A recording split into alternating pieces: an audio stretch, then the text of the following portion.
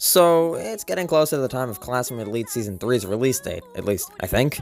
Maybe? I don't know. Anyways, today I wanted to share some of my thoughts on if Season 3 will be any good, or if it'll be trash or something. You know what's not trash, though? My Patreon members that love you all, link in the description if you want cool perks. Okay, I'll shut up now. Anyways, as a light novel reader, I already know everything that happens in Season 3, and to be honest, it might be bad, but it might be good. I know that's so informative. Okay, let me try to explain this. Volume 8, which will most likely be the first 3 episodes of the season, I found to be pretty boring, and I don't think I'm the only one who did. I mean, to be fair, it was the volume right after the end to the Ayanukoji versus Ryuen arc, so it makes sense it was not as hype as that. However, the next volume was also somewhat boring, in my opinion. Way less boring, like, I found it interesting, but here's one of the problems. If you don't know, Volume 9 covers a lot of shit about Ichinose and her past. Not much else happens, and the thing is, it was interesting because there was many hints about Ichinose beforehand, like in Volume 6, when Horikita says something about Ichinose being a great person, and Ichinose is kinda like, no, I'm not. And later in that same volume, there was some letters sent out to everyone in the dorm building about Ichinose stealing money or something, but, you know, Lurch being, well, Lurch,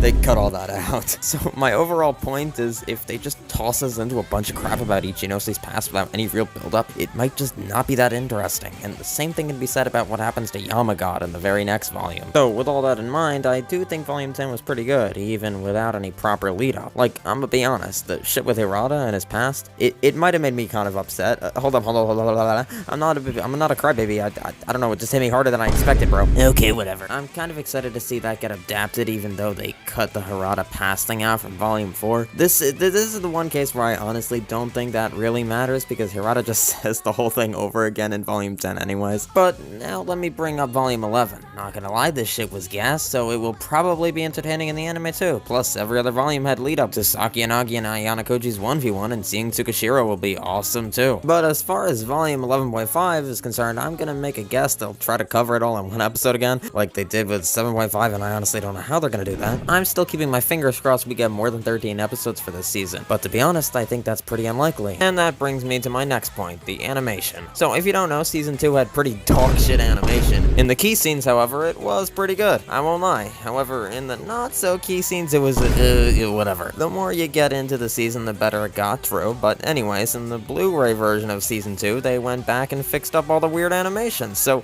you know, I'm pretty sure we know Season 3 and Season 2 were made around the same time, but I have hope that between the Blu-ray release and the release of Season 3, they can go back and fix up the animation, making it all consistent this time. I mean, come on, man, that's the least they could do, right? But there's also a solid chance I'm simply inhaling copium here. I don't know, man. I'm still super excited for the season. I just hope they make it good and interesting, because I'd say plot-wise, the other 2 seasons covered more interesting stuff. And between that and the anime always making things kinda worse, well, that's a pretty deadly combo. Anyway, what do you think? Are you excited? You think it'll be any good? Let me know in the comments, but until then, bye, love you!